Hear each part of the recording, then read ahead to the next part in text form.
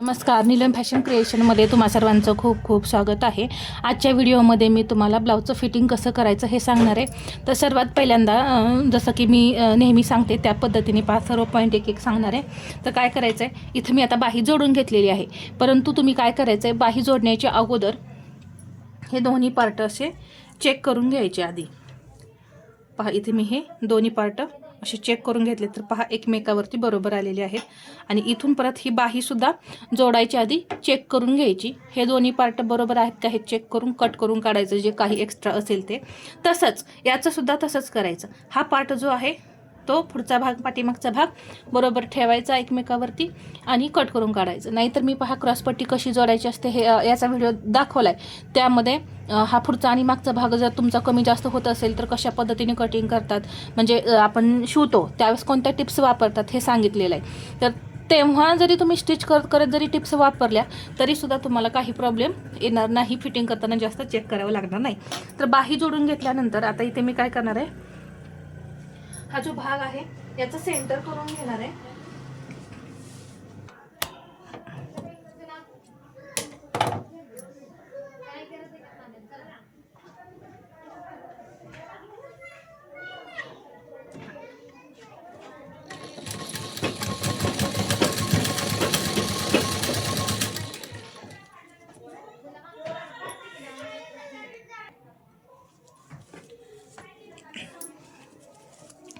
पहा, या इथे मी सेंटर करून घेतलेला आहे।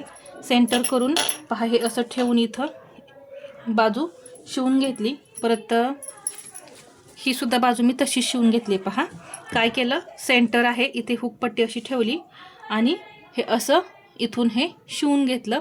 आता हा ब्लाऊज आपल्याला असा उलटा करायचा आहे। जोड पहा असे आपले बरोबर समोरासमोर असे येतात। जेव्हा आपण स्टिचिंग करतो ना त्यावेळेसच मी जसं सांगितले त्या पद्धतीने छोट्या छोट्या गोष्टी तुम्ही जर फॉलो केल्या तर बरोबर तुमचा ब्लाऊज जो आहे तो फिनिशिंग सहित आणि फिटिंगसुद्धा एकदम एका लाईनीमध्ये येणार आहे। तर इथे मी पहा शिलाई देऊन घेते।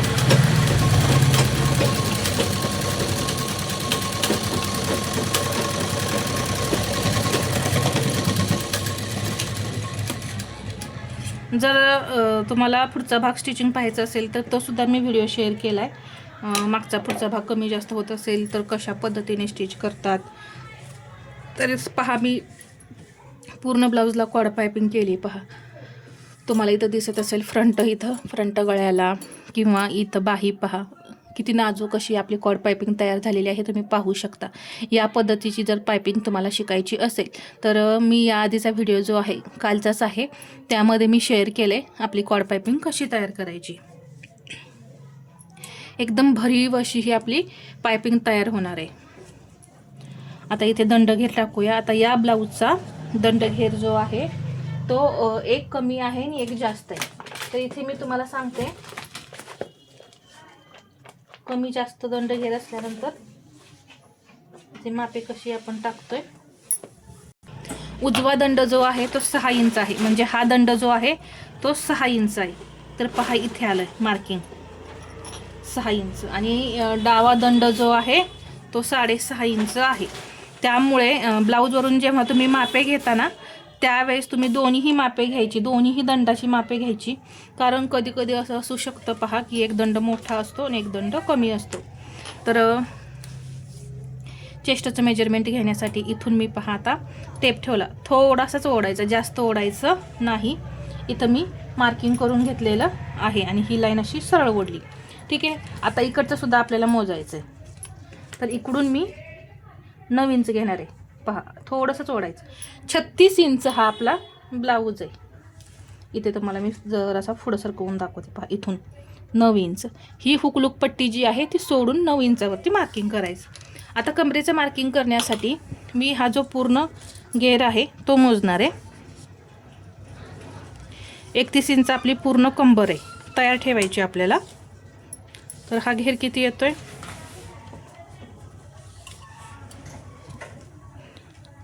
34 इंच येतोय। म्हणजे इथं आपलं मार्जिन कमी राहिलेलं आहे पहा 1 2 आणि 3 इंच म्हणजे पाऊण इंच आपल्याला लागणार आहे. तर मी इथून पाऊण इंचावरती मार्किंग करून घेते.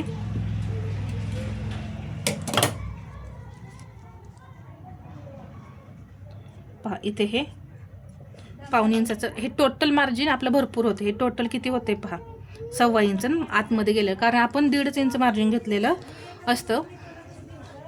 इथे सुद्धा पहा, असं मी इथं पाऊण इंचावरती मी इथं मार्किंग केलं आणि हे टोटल मार्जिन किती राहते आपलं, बरोबर 1.25 इंच, म्हणजे परफेक्ट मार्जिन शिल्लक राहते. आता हे आपण लाईन ओढून घेऊ. आता इथे तुम्ही पाहू शकता एकदम सरळ लाईन आलेली आहे. इथे सुद्धा पहा, हे चेस्टचं मार्किंग आहे आणि बाहीचं मार्किंग इथे.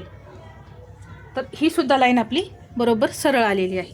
तुम्हाला कुठेही काहीही प्रॉब्लेम येणार नाही. तुम्ही कटिंगसुद्धा मी जे करते ना ते पाहत जा, त्यामुळे सुद्धा पहा जे तुमच्या ब्लाऊजमध्ये काही प्रॉब्लेम येत असतील ना ते दूर होते. कटिंग करताना म्हणजे मी वेगवेगळ्या गळ्यानुसार कसे कसे बदल करते हे मी अगदी डिटेलमध्ये तुम्हाला सांगत असते. 9 इंचाचा गळा, 10 इंचाचा गळा, 12 इंचाचा गळा, कटिंग जेव्हा आपण करतो त्यावेळेस काय बदल करायचे असतात हे सुद्धा मी तुम्हाला प्रत्येक व्हिडिओमध्ये सांगत असते. मुंड्याचे आकार कसे द्यायचे. आता आपण इथं फिटिंगची जी लाईन आहे ना यावरती शिलाई देऊन घेऊया.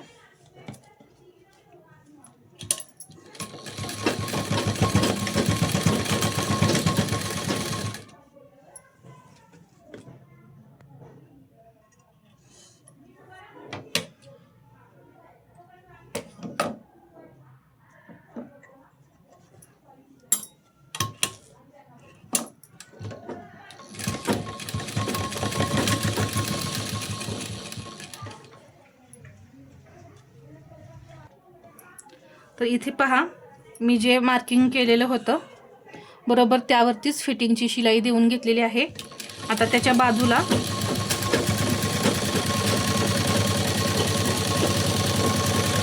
शिलाई देऊन घेते.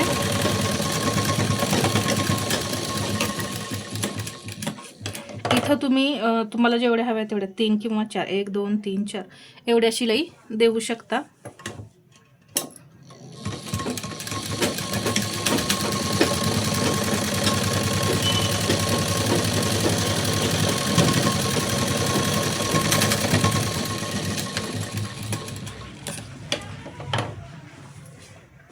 आता इकडच्या बाजूचं मी फिटिंग करून घेते. इथे पहा, मी दोन्ही बाजूनी शिलाई देऊन घेतलेला आहे. आता आपण फायनल लास्ट जो लुक आहे वरून तो पाहूया. तर या इथे पाहू शकता किती सुंदर असा हा 36 साईजचा हा आपला ब्लाऊज जो आहे तो तयार झालेला आहे. या पद्धतीने मी तुम्हाला इथं फिटिंग कसं करायचं याच्या टिप्स सांगितलेल्या आहेत. तुम्ही सुद्धा या टिप्स नक्की वापरा. आणि हा व्हिडिओ आवडला असेल तर लाईक करा, शेअर करा आणि असेच नवनवीन व्हिडिओ पाहण्यासाठी आपल्या चॅनलला सबस्क्राईब करायला विसरू नका. धन्यवाद.